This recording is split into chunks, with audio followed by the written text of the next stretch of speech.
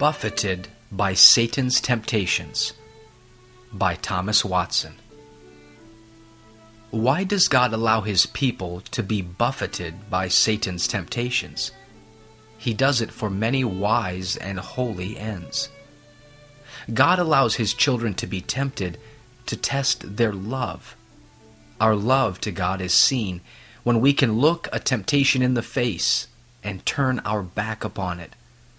Though the devil comes as a subtle serpent and offers a golden apple, yet the one who loves God will not touch the forbidden fruit.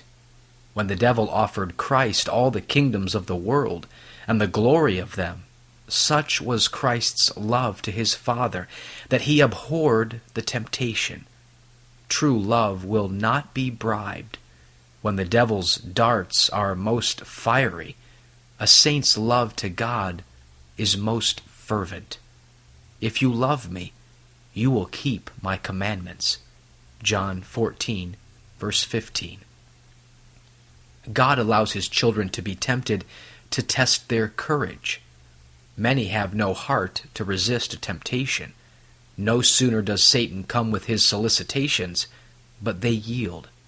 They are like the coward who, as soon as the thief approaches, delivers his purse. He is a valorous Christian who brandishes the sword against Satan and will rather die than yield.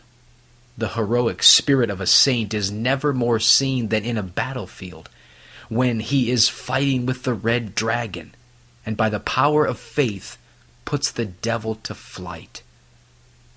God allows his children to be tempted that they may be kept from pride. Pride keeps grace low, so that it cannot thrive.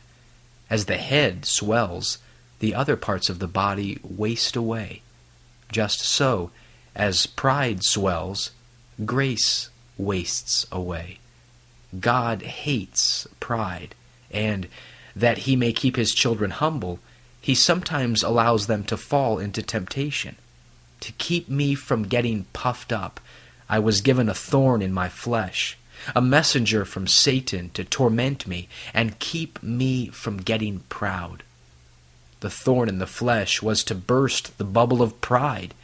Better is the temptation which humbles me than the duty which makes me proud. Rather than a Christian should be proud, God lets him fall into the devil's hands a while, that he may be cured of swelling pride. God allows his children to be tempted that they may be fitter to comfort others who are in the same distress, and speak a word in due season to such as are weary. Paul was trained up in the fencing school of temptation, and was able to acquaint others with Satan's wiles and stratagems. 2 Corinthians 2, verse 11. A man who has ridden over a place where there are quicksands is the fittest to guide others through that dangerous way. Just so, he who has been buffeted by Satan and has felt the claws of the roaring lion is the fittest man to deal with one who is tempted. God allows his children to be tempted to make them long more for heaven, where they shall be out of gunshot and freed from the hissing of the old serpent. Satan vexes and molests the saints. He lays his snares and throws his fireballs.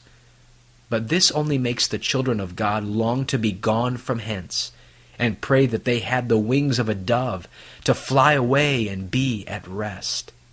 Heaven is the place of rest. No bullets of temptation fly there.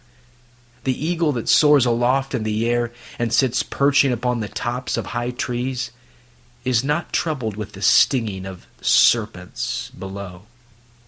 Just so, when believers have got into heaven above, they shall not be stung by the old serpent. The devil is cast out of the heavenly paradise. Heaven is compared to an exceeding high mountain. It is so high that Satan's fiery darts cannot reach up to it.